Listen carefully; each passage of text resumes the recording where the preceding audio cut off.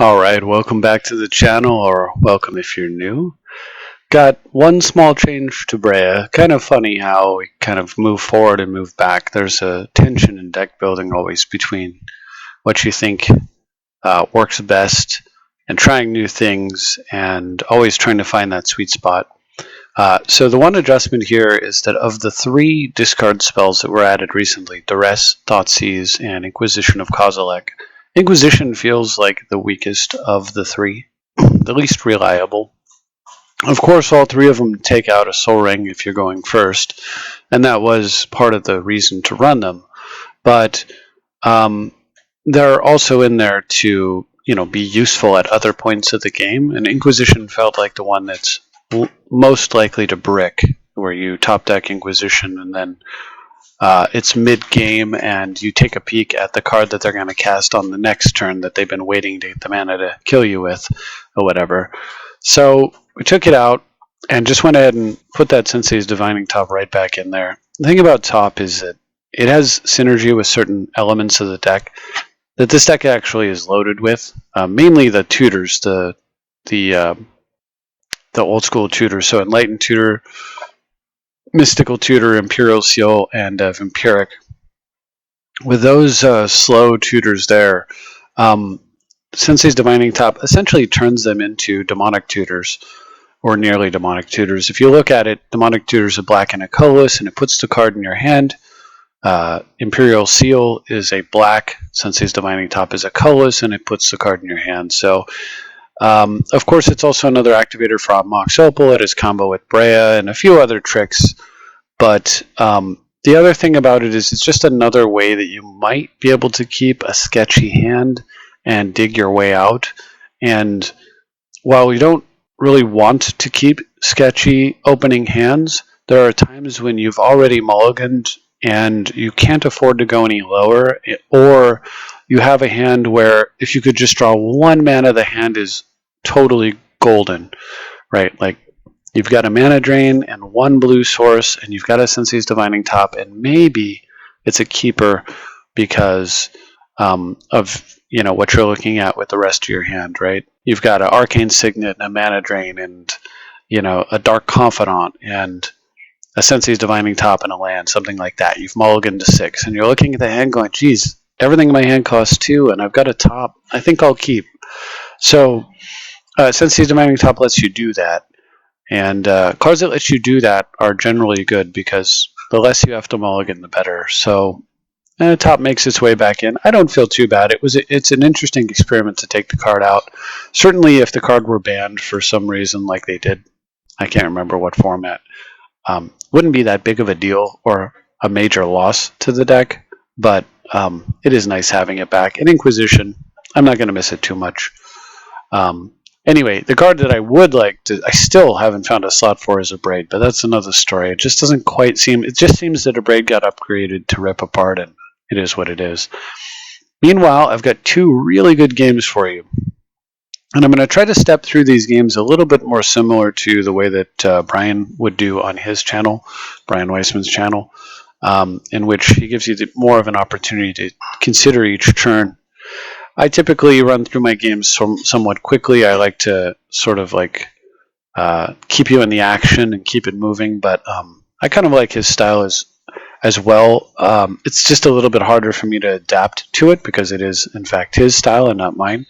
But he suggested it might be more appropriate for these games, and I think he's right on this one. So I'm gonna give it a shot. Anyway, so game one, I'm playing against CGG running Jeska Warrior Adapt. Incidentally, if you want this kind of effect, you should run the Planeswalker, the red Planeswalker that costs 3 mana, has Partner and pairs up with Tymna. 5-color Bad Stuff's actually doing that, or has been the last time I saw him in action.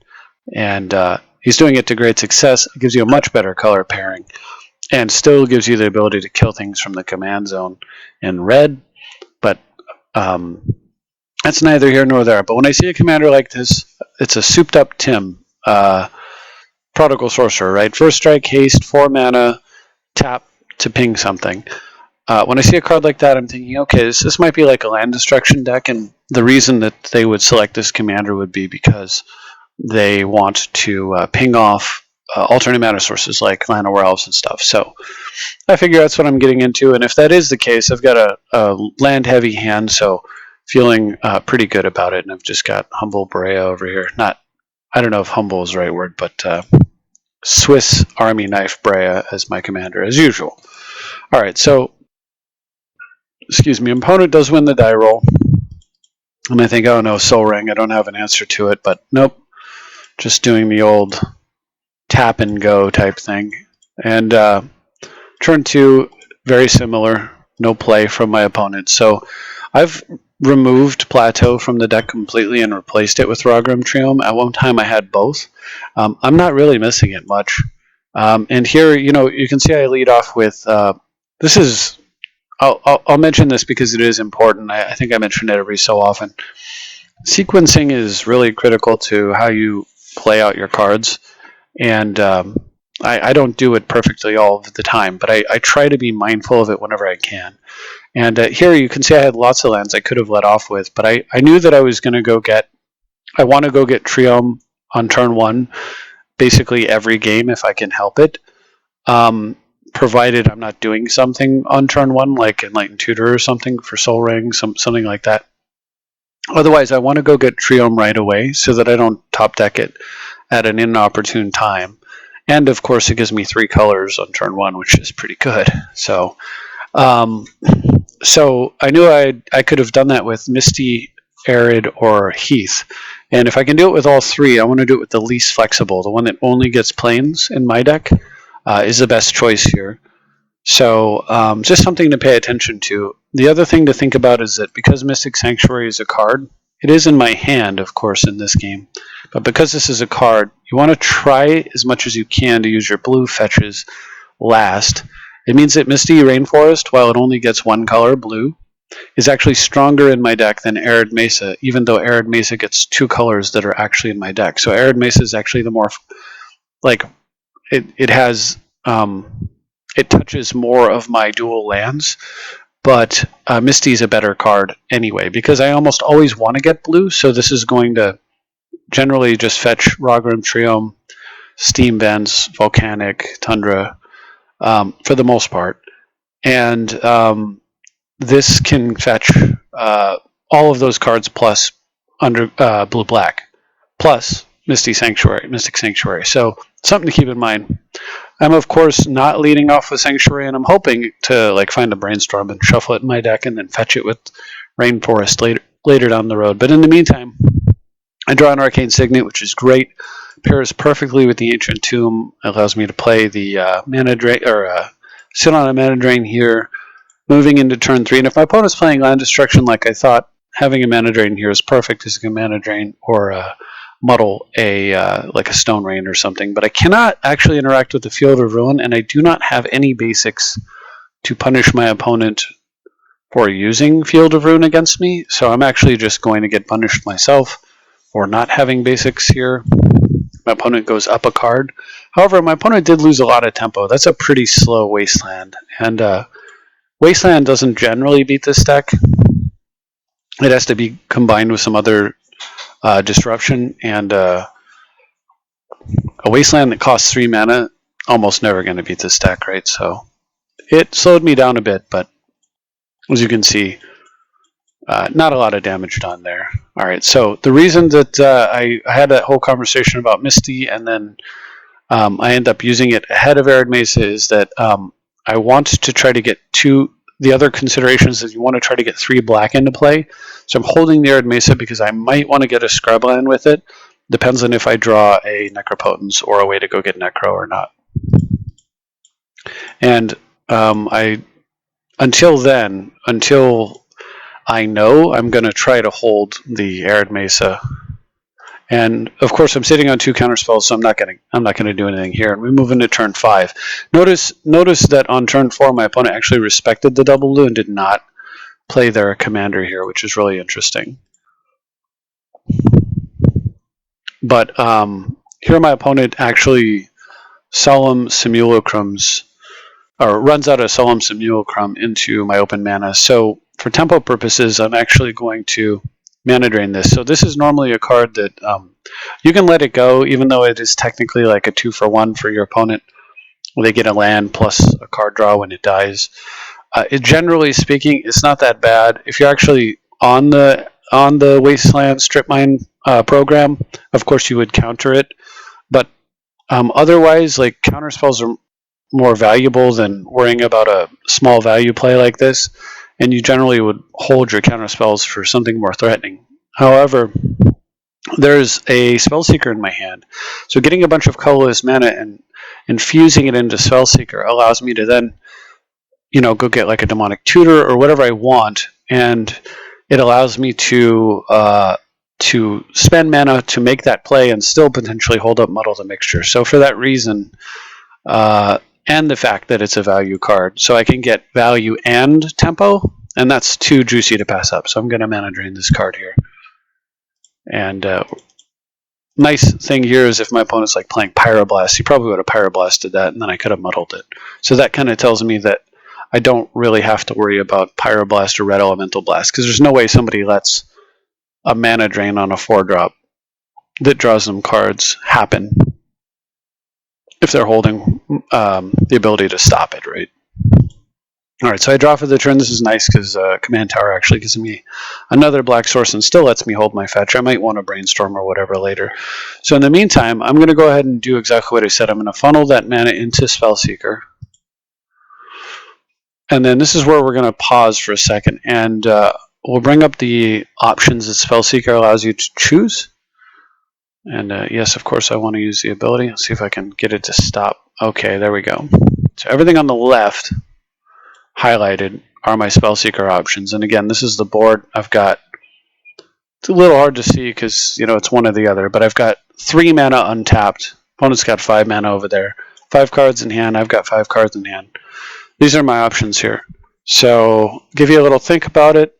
See what you can decide. It is not entirely straightforward on what I should get, because certainly one of the options here would just be to maybe get like a counter spell, transmute that muddle, or get like a Demonic Tutor, either way, and then go grab myself a Winter Orb and just orb my opponent down. They did just tap 4 mana after all, and they haven't been doing much since then. So definitely an option there. Another option is I could just gas up. So I could go get Factor Fiction here and then just cast Factor Fiction before I play my land, then play a land and sit on a counterspell, and probably be in pretty good shape.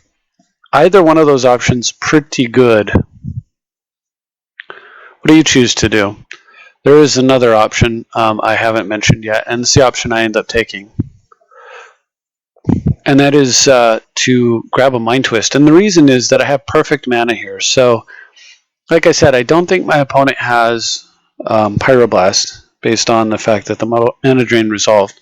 But they can't Pyroblast this. So if they do, this will prevent that from being a problem, and whatever else they're planning on doing, considering that I don't have a lot of gas here.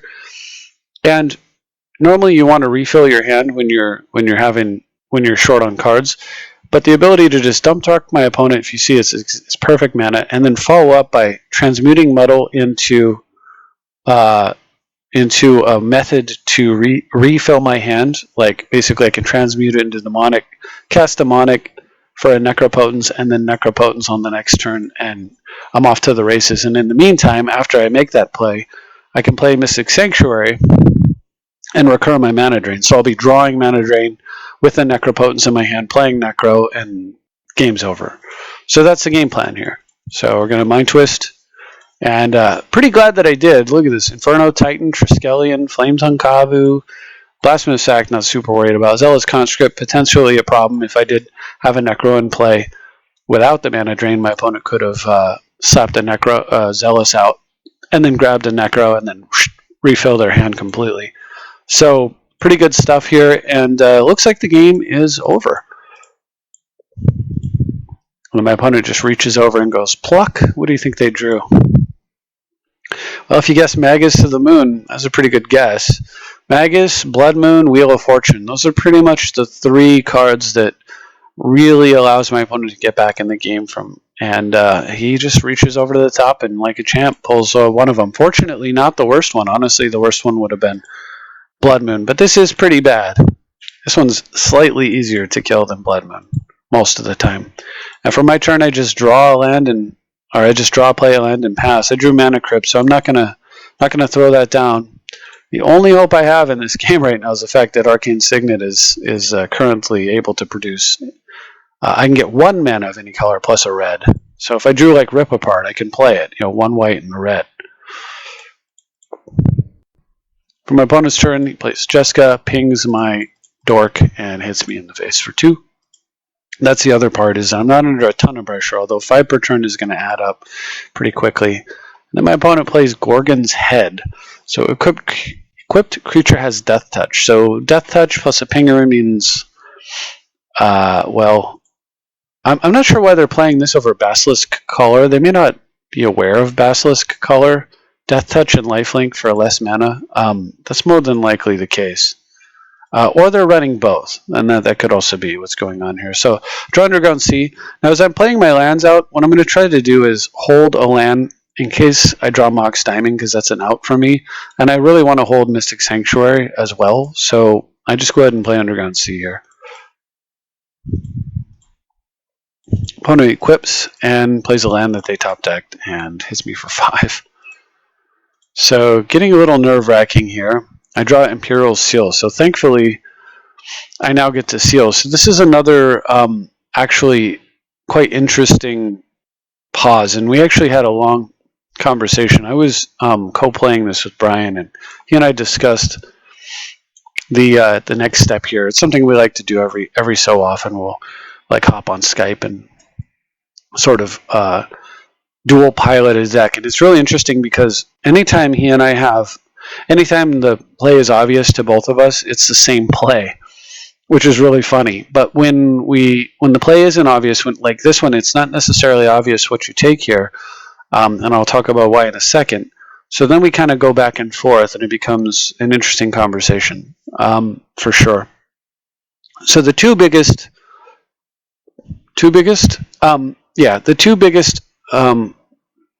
targets that we were discussing back and forth, each of us favored.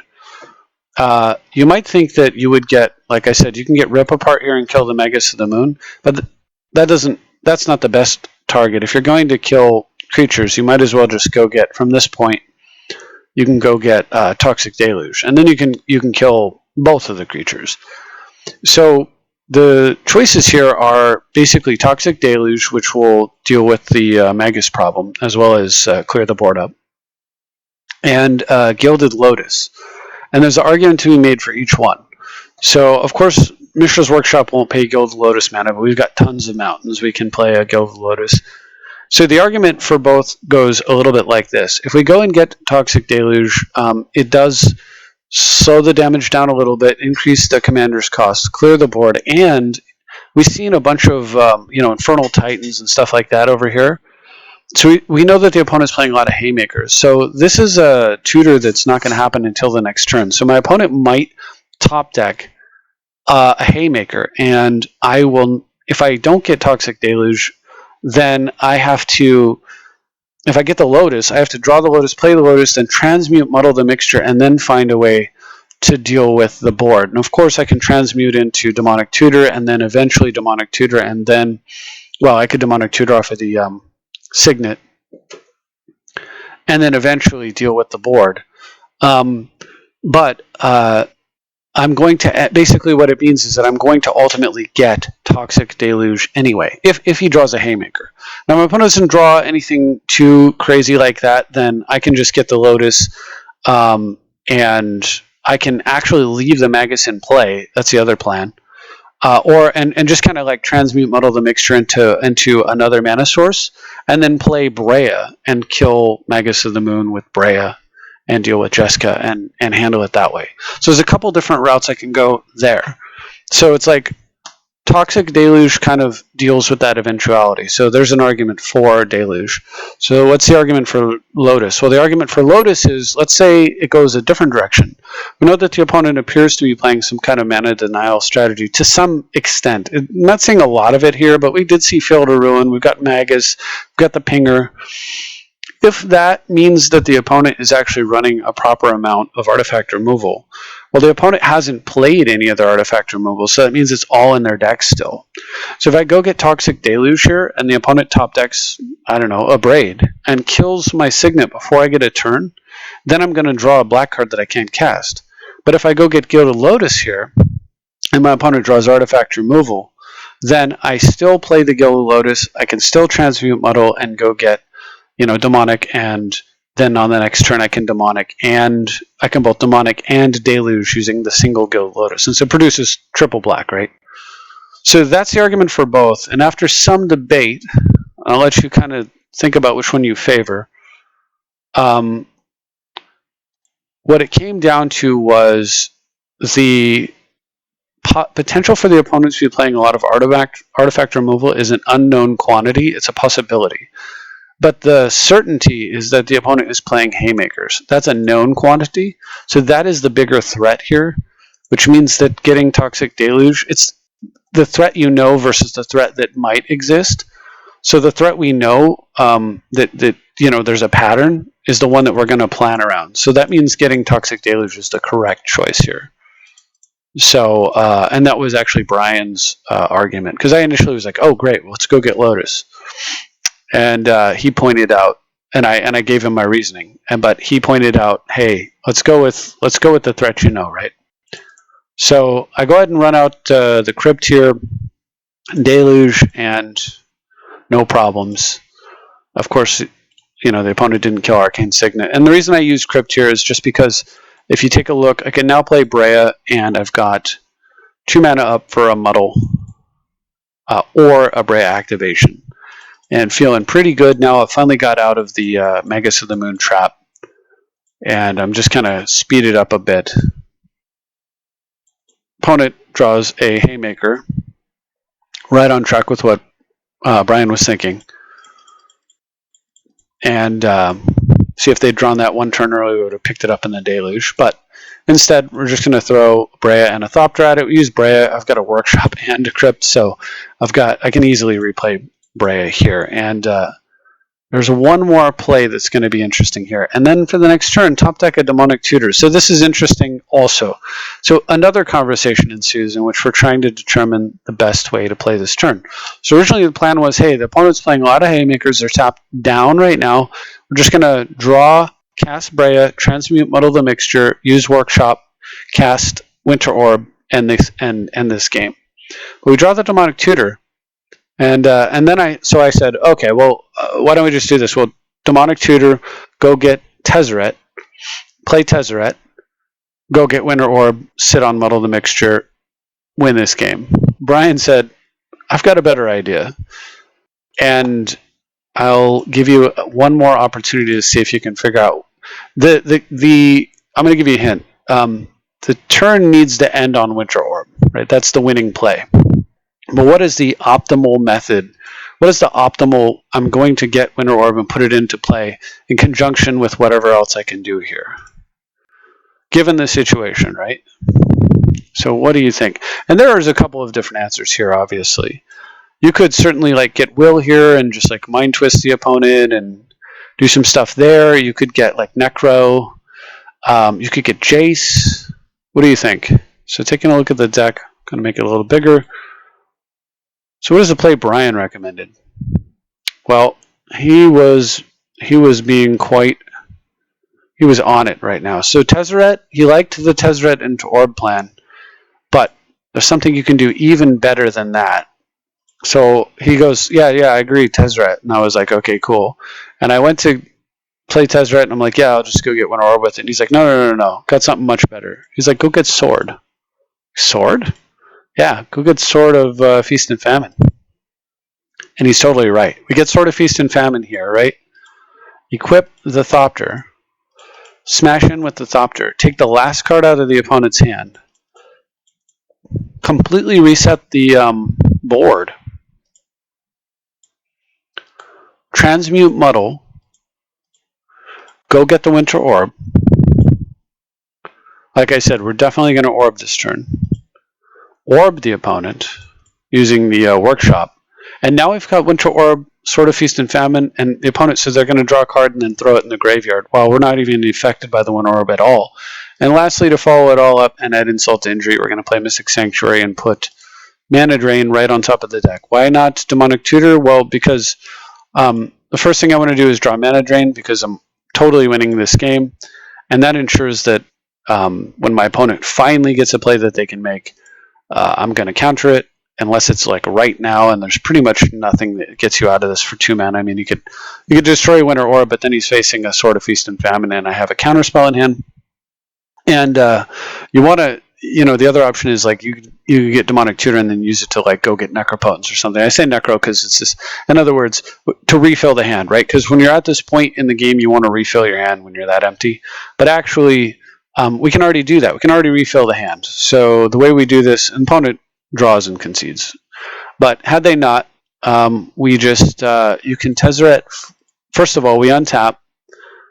1, 2, 3, 4. We've got 4, 5, 6, 7. Yeah, we untap the workshop, play the commander, attack with a Thopter, untap all of the lands, got the Mana Drain in hand, use Tezzeret on 1, go get Skull Clamp the Thopter, and then move the sword over to Breya, and draw 6 cards. We have Mana Drain, 7 cards, Sword of Feast and Famine on a Breya, opponent's under a Winter Orb, game over, right? So don't need to go get Necro or whatever with Demonic Tutor, just need to cement the win with a counter and then refill the hand with just the Tezzeret on 1. So super awesome game though, not exactly like the stiffest of opposition. Contrast to the next game, okay? But it was an interesting situation because of the top deck after the Mind Twist. And if you thought that was an interesting game, hopefully you did. The next one, even crazier. This one was just absolutely epic. So this is against Master of Nature. The last one was more like an uh-oh moment. Whereas this one just, well, you'll see. I'm going to try to play it out the same way where you have the opportunity to consider your moves. I've already reviewed these and they don't bug out, which is fantastic. So playing Master of Nature, appropriately named, running Isan, the Wanderer Bard. So this is a really nasty commander because typically the first thing that the commander fetches is the 1-drop that allows you to sacrifice lands to make creatures untargetable. So it immediately protects itself. And the next thing that it fetches is it puts together usually a combo. I can't remember how quickly, but I think the next one it fetches is something like Scrib Ranger. You pick up a land, untap the Bard, play a land, go get a 3-drop, and I can't remember at what point it is. It's somewhere in there. Someone can probably look it up, or they may have it memorized. But basically, within almost, I think it's 1, 2, or 3 turns tops, you don't have long. If this thing activates, they have a protected combo that will combo you out.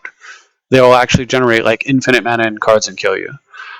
And it's pretty gnarly. It's a scary commander to face. So with that in mind, I obviously want a strong hand, and this is a strong hand missing mana. If this were only a Tundra, then this hand could have been a keep. The perfect card for this to be would have been a fetch land. So we play a fetch land, sack it at the end of their turn, and Light and Tutor for Crypt. Play Crypt, Sphinx the fetch land back into play, and then Portable Hole like their first turn play. Something like that, perfect. But first of all, I'm going second. Second of all, this is not a keepable hand, so we're going to have to mulligan. Already starting off on the wrong foot, and I have to mulligan into this. I really want to keep Force of Will because I'm, obviously if my opponent has like Mana Crypt, Forest, Isan, the Wanderer Bard, I'm in big trouble. So I do need to keep Force of Will. Tithe is going to be how I reload my hand a little bit, and I will have to keep a blue card to go with Force of Will. And after that, it's anybody's guess. What do I keep here? I have to mulligan a card away. This is an interesting one because Brian and I actually disagreed on this one. I think that in hindsight, I was correct. It's hard to say that my solution is always correct, but my hunch was actually that what you do is you put away the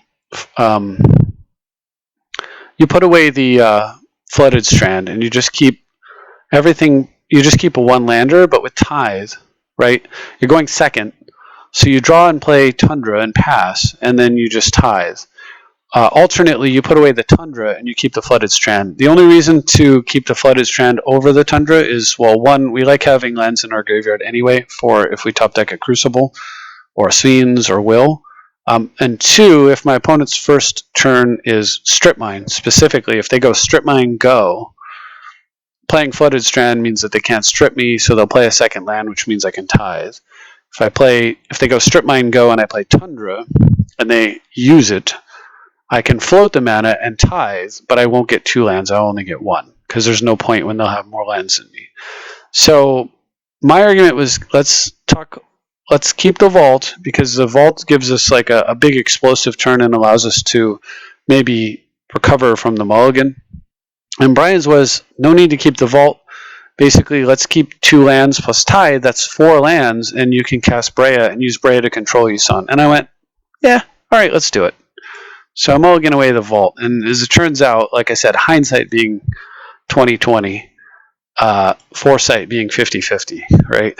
So anyway, opponent goes first though and leads off with, I'm gonna Birds of Paradise. So almost a Soul Ring, but not quite, and I'm not willing to force will it. I'm gonna have to save that for the commander, but it looks like I'm almost certainly force willing the commander on turn 2, and unfortunately, or fortunately, I did draw a land here, which means that I've got too much ramp, or too much land, not enough ramp. But anyway, turn 2, my opponent's going for Yusan. I'm going to have to force here. You get a choice. You can force with Snapcaster or Muddle. What do you choose? The answer is, at this point in the game, we have no targets for Snapcaster, and flashing back a Tithe is of dubious value. But having a Muddle that I can potentially counter something with, or transmute into a Demonic Tutor, is very valuable, so we're going to force with the Snapcaster, despite the fact that it's typically a 2-for-1 card, so it's almost like a force with 3 cards, but Muddle is too useful of a tool here. So force with Snap, going to go ahead and tithe, and again, you can consider, do you get the Ragram Triome or not? Here I choose not. We're definitely getting Scrubland, and then the only question is Hallowed Fountain or Triome. I have no play on the next turn, so I could get the Triome here and then just play the Triome and pass, although I do have a Muddle, so maybe I don't want to do that. And that's actually the reason that I don't do that. So, but what I am going to do is I'm going to play a fetch here that can go get Triome. So if I need to Muddle here, I'm going to Muddle, and if not, then I can just go get the tapped Triome with this. And if I do need to Muddle here, I'll Muddle, and then I can play the Flooded Strand and potentially get the tapped Triome with that. Or I can just forget about it. It's not that important. But you just kind of want to try to get it when you can. All right, opponent has another land drop, unfortunately, and because that means Yusan's coming right up, and I still don't have an answer to it. And then when I see the mana, the way that it's draining here, just like an X spell, I'm like, oh great, this is going to be hold on. Green Sun Zenith, and I'm thinking about, okay, well, what can this indicate? So what can hurt me on 3? And most of the 3-drops here, my opponent doesn't have like Strip Mine in their graveyard or anything. So the land recursion 3-drop's not too big of a deal. Eternal Witness isn't going to be a thing. They could get Oran Viper, but nobody plays that card these days, so I'm not super worried about Oran Viper. They could get the guy that makes clues, but they've already hit their land drop for the turn, and so that's not a problem. That's a problem for future Nate to worry about. And as I'm thinking about it, the only card I can think of that would be like punish me for not fetching right here would be, there's a 2/5 dinosaur that whenever your opponent uses an activated ability of a land that isn't a mana ability, the controller of the dinosaur gets to draw a card. If my opponent's playing that specific card, then I should sack the Mesa now. I'm not going to Muddle this because of all the options that I could consider at 3, there's just nothing scary enough, 3 or less, that is worth giving up my only action card to deal with. So with all that in mind, I'm just going to go get the trio. My opponent chooses Fierce Empath, which is really interesting, and then empaths into this crazy thing. Kogla the Titan Ape, a 6-drop who basically kills a creature when it comes into play, and then whenever it attacks, disenchants, and also has the ability to gain indestructible and bounce humans. But mainly, it kills a creature and attacks and constantly disenchants. This could be a big problem. Of course, we're going to keep in mind it is a 6-drop. There's 4 mana already, so kind of scary here. At this point, top deck a Lotus and decide that the only hope here, because the next turn on 5 mana is almost certainly Isan the Wandering Bard, so I'm going to transmute Muddle here, and there's really only one choice to get. I can't let Isan become active, so what do we do here? And the answer is just get Demonic Tutor. Go get Demonic Tutor. If my opponent plays the Bard, I've got DT. And unfortunately, because I got the Triome and not a black source, I need black. I actually, with the Tomb, I could actually Demonic Tutor and then try to deal with my opponent's board in one turn, like the whole board with a sweeper. But because I don't have that, this game's gonna get a little bit harder here. Fortunately for me, I thought, oh hey, he's not playing Isan the Wanderer Bard. So great, I've got some time. Nope. That would be a big NO. Natural Order is actually the card my opponent's playing. So now, I just threw away my Muddle the Mixture. I have no way to deal with this other than to let it resolve. Not exactly dealing with it. And my opponent is in fact playing correctly Terastodon. Nasty Terasti comes down, and he bang bangs all 3 of my lands and gives me 3 elephants. And normally, like, this will prevent Terastodon from attacking, but take a look.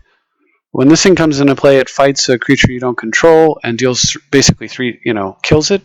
So on the next turn, if my opponent stays on curve, you can just kill one of the elephants and then come in and start beating me in the face for 9, followed up by 9 plus 7, so 16 damage per turn, with a creature who attacks and disenchants every time it attacks. And there's still the threat of Isan the Wandering Bard here. This is ridiculous, and normally I certainly would forgive anybody for scooping here. Normally this is GG, right? But both Brian and I were playing, and this is the Breya deck. It is the deck of ultimate resilience. So every single play at this point was a discussion. How to sequence lands properly and so forth. This is a little bit risky because we could use the Flooded Strand to hide from like a Wasteland follow-up here. But the reason for the Hallowed Fountain over the Flooded Strand is that if they do have a Wasteland, here, it's better that they take out the Fountain. It does hurt in terms of tempo. Wasteland into Isan is probably GG, actually, no matter what. But the thing about it is protecting the life total. That's an unknown quantity. Haven't seen one yet. Obviously, they are playing it, Wasteland and Strip Mine. But the protecting the life total when I'm anticipating getting bashed in the face for 9 and then possibly 16 per turn turns out to be a little bit more valuable. So the risk was taken here. And not paying 2 life for an untapped land. Even at 38, that's a lot of damage to be taking every turn. And on my opponent's turn, he didn't have a Wasteland, but it looks like now he does. So I am hosed, or so I think, but my opponent actually gets Cradle. And this is one of the only times when I'm going to, where I side with relief that the green mage went and got a guy's Cradle with multiple creatures in play.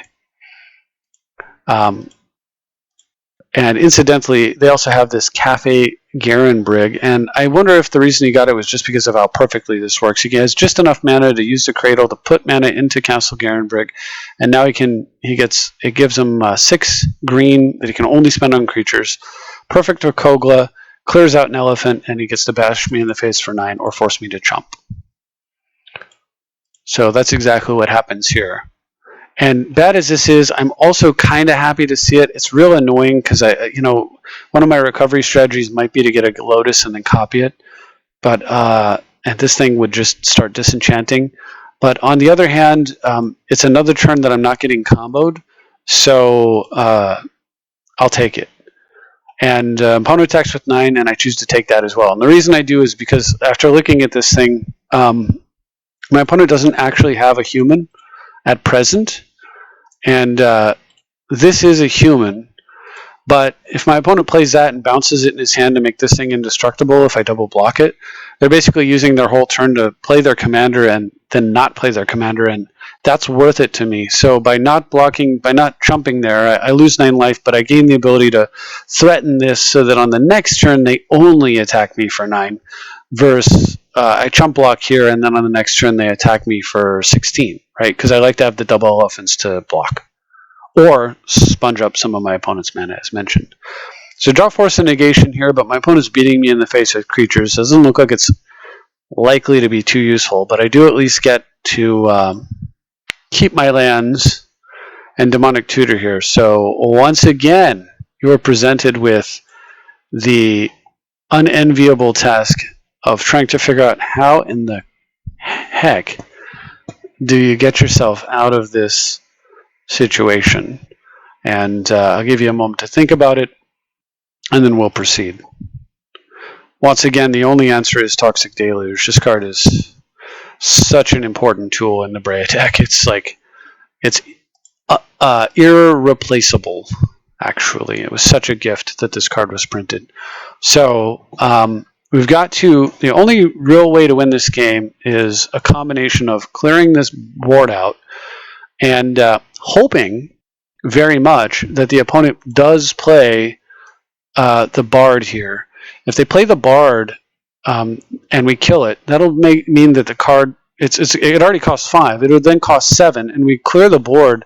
And with the Cradle turning off, there might be a chance that my opponent doesn't get, even if they get another mana, they would only have 6 for the castle, and maybe not enough.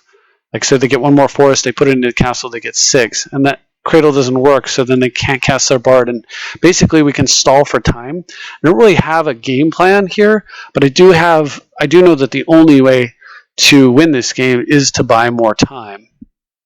And if we can do that, maybe we can get to the point where the Lotus comes down and we can get Breya into play, and then Breya will keep control of the Bard and then buy me more time, and hopefully the deck will deliver. So we'll see what happens, but that's the reasoning for getting the Deluge there, if you're wondering.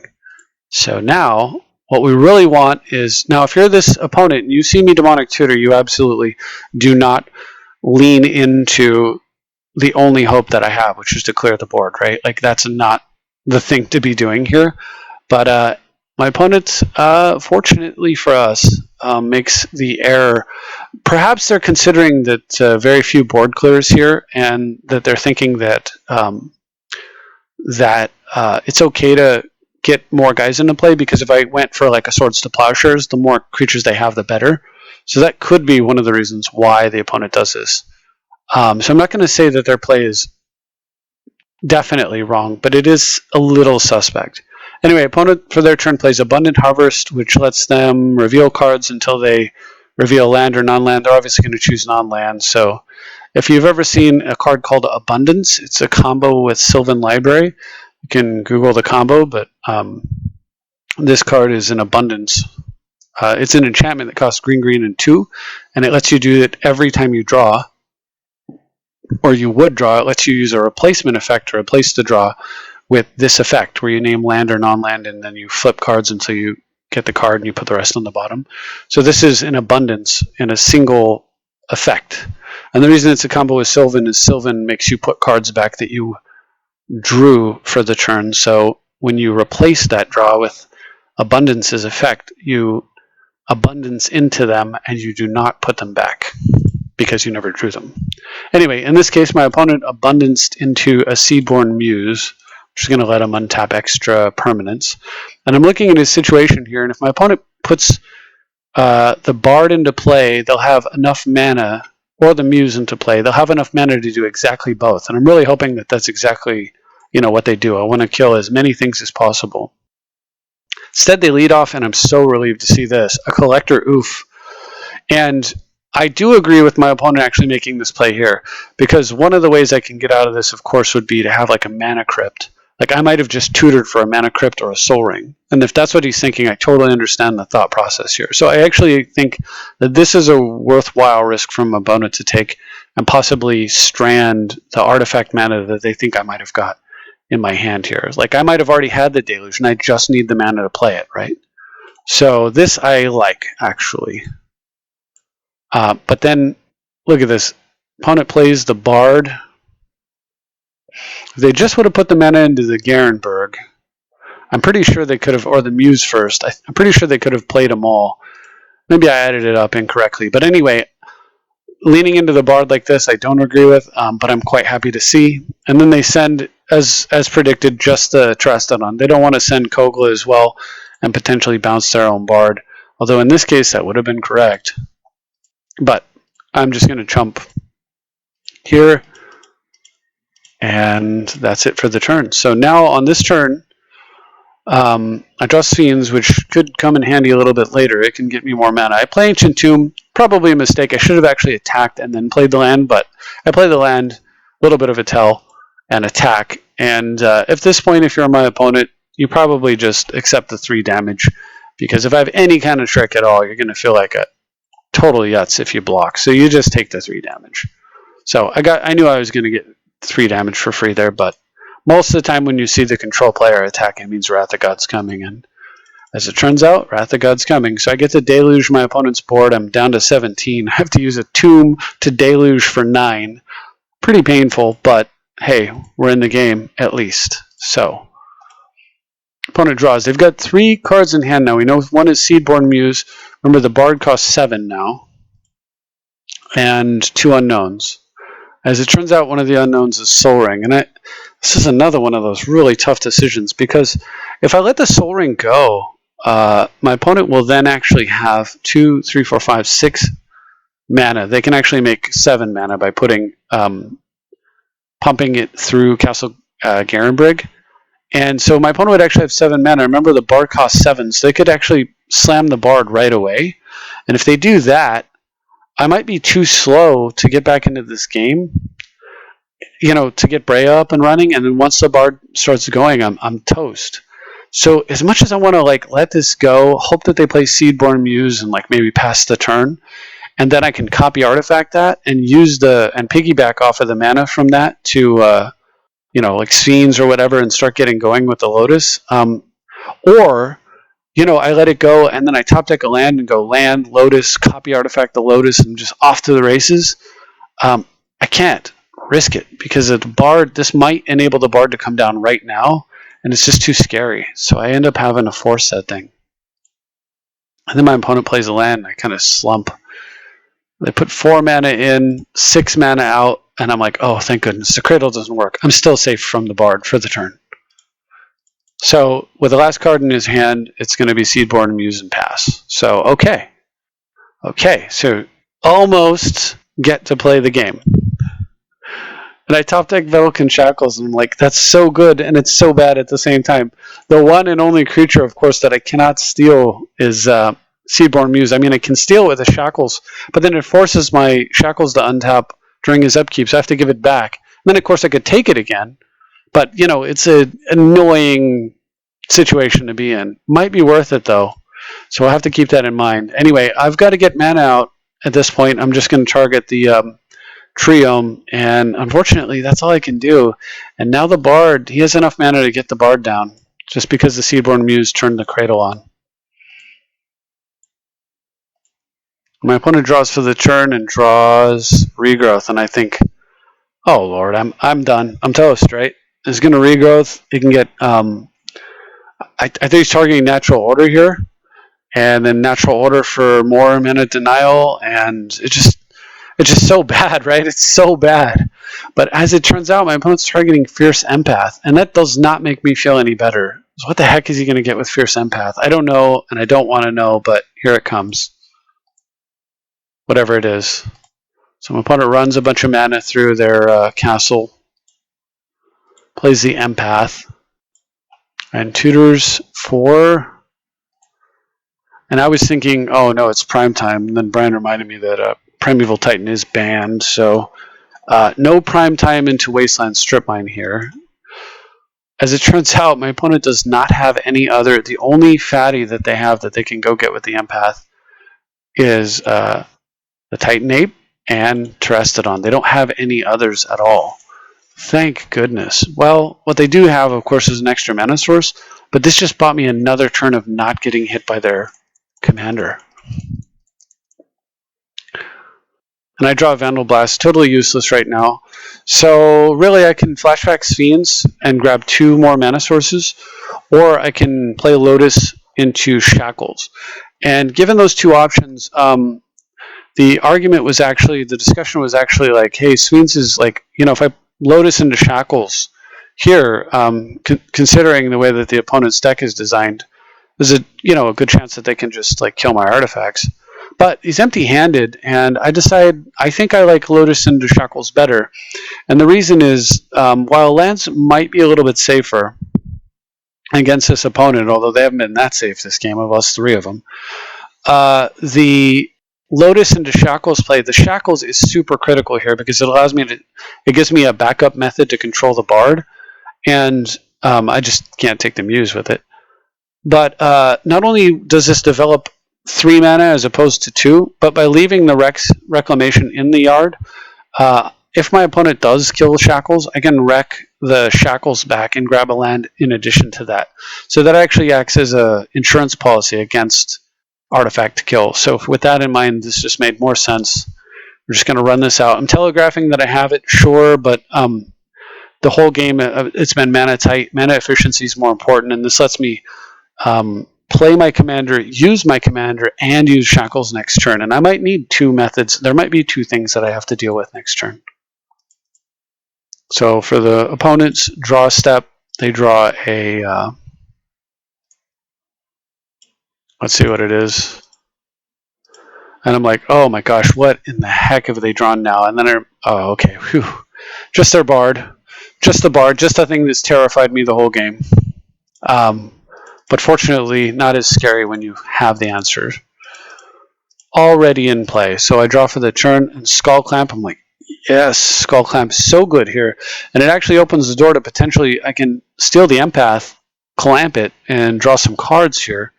If I were to do that, let's say I use Ancient Tomb and Lotus, like let's say I tap for 2, play Skull Clamp, tap the Lotus, grab the Empath with 1 of the mana, and Skull Clamp, and then I have 2 mana floating, 3, 4, 5, 1, 2, 3, 4, 5 mana.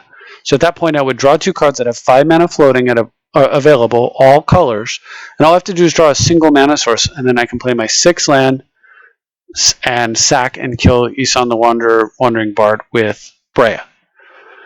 But it's incredibly risky, because if I don't hit precisely a mana source, then the Bard stays active, and I basically throw this game. So not the route we're going to take here. Instead, what we're going to do is play the very safe, conservative route. We're doing very well. The Skull Clamp, we can get to that in a moment. And just play Breya first. Got 2 mana in the pool, like I mentioned. With the 2 mana, we're just going to steal the Bard. And then this prevents any like shenanigans with Lightning Greaves or something where my opponent like Greaves somehow manages to get the Bard and Lightning Greaves it. You know, like if I were to kill it with Breya there, and then they play the Bard, they Greaves it, and then Seedborn, and they use it, and then Seedborn Muse untaps all their stuff, and they use it again, and I lose the game basically. This is half of the combo here.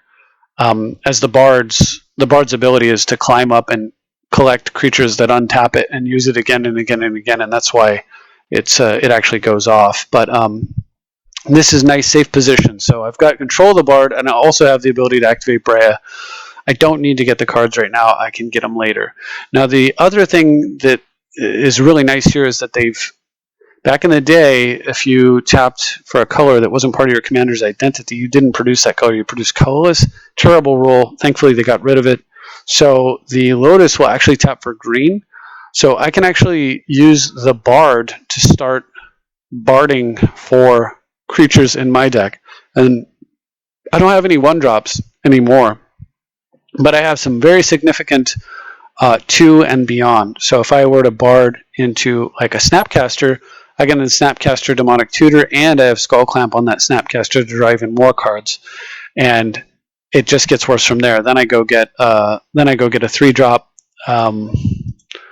Snapcaster's gone. Okay, well, even if I don't get Snapcaster, I still have I can go get Stoneforge and use Stoneforge to go get Sword and do stuff like that. So anyway, the plan was to start climbing the Isan ladder of my own, and then as a backup plan, we'll kill it if my opponent has a way to deal with this.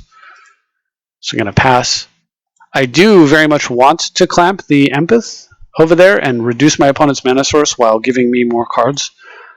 Empath, but that'll have to be in a moment. If we get to that at all. Opponent draws land for the turn, holding 1 unknown. Very well may be a brick. Might be land here. And I could kill the Muse at the end of their turn, but that has some risk associated with it and doesn't have a very high payout. It's not that important. Remember, these Muse isn't doing all that much, and these 2 Thopters here represent 4 cards with the clamp.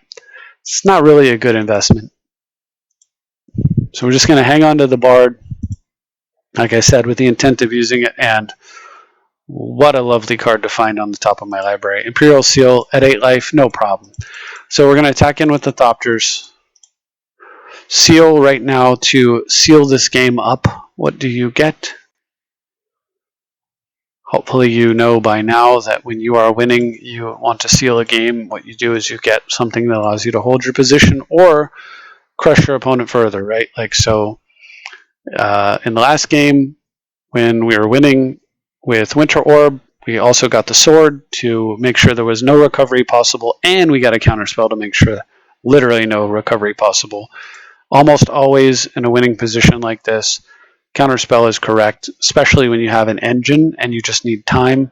You just get a counterspell to buy that time. So we'll go get the best counterspell ever printed, Mana Drain, and pass. And the reason I don't do anything else here, I'm not doing any additional clamping, is that it's super greedy to do that. First of all, I would like double blue to mana drain whatever I need to mana drain, and then with 3 green, I can activate the Bard. But I also have the ability to activate Breya and counterspell here. And I'm resilient. If the last card in my opponent's hand is like Strip Mine and they've been waiting for their chance and then they top deck a play, or vice versa, I don't want to set myself in a situation where they strip mine me and then and they're able to make a play. So I'm not going to spend mana here. I can get cards later. I don't need them now. Right now, I just need to keep the position that I'm in cemented, and a single counter spell is enough to do that. As long as once I use the counter, I then refill my hand and find another one. So opponent goes for Llanowar Visionary, a 2/2 that draws a card, taps for mana, cool card. Have no problem with that. Doesn't change the board state at all. Does let my opponent essentially cycle, but I'm not going to stop my opponent from cycling when the follow-up could be a lot worse. And here's a card that's a lot worse, Whisperwood Elemental. Again, a thought here. Opponent gets the morph creature at the end of their turn. So one option here is you let them have it, and then you just kill it with, you just use Breya and kill the Whisperwood Elemental before going to end step. And then you just don't activate the Bard for safety's sake, just so you can sit on the counter spells. You have to wait a little bit turn. It slows you down a little bit, but it's not horrible. However, at this point, my opponent's down to just 2 mana. They're going to get some mana when they untap due to Seedborn Muse, but then we'll also be untapped and pretty safe. At this point in the game, due to the fact that we've got Breya activation still ready to go, it's pretty safe to just mana drain this thing. And at that point, the opponent concedes and says GG, and also says nice comeback. And pretty nice of Master of Nature to be gracious in defeat as well. But if you're wondering, we do not activate Isan the Wandering Bard here.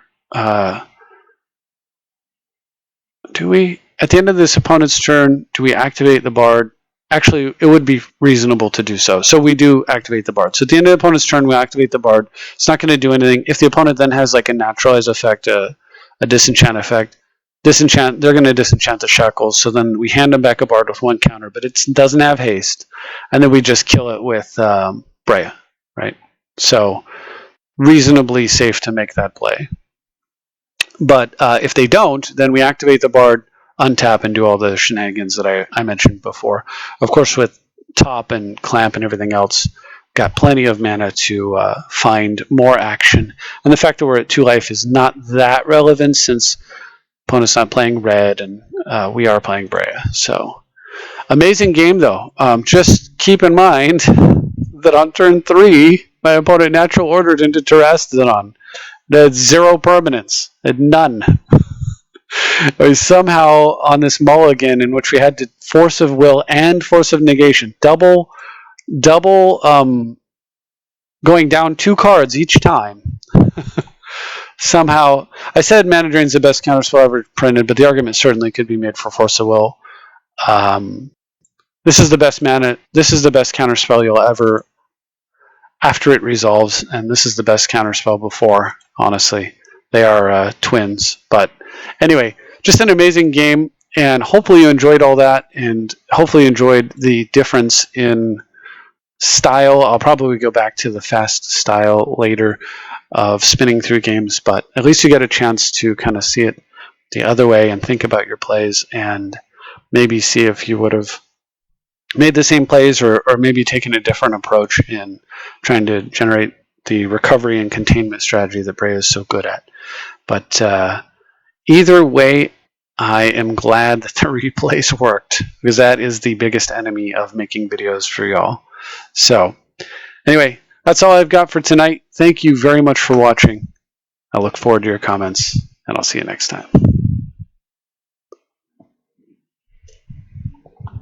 Oops.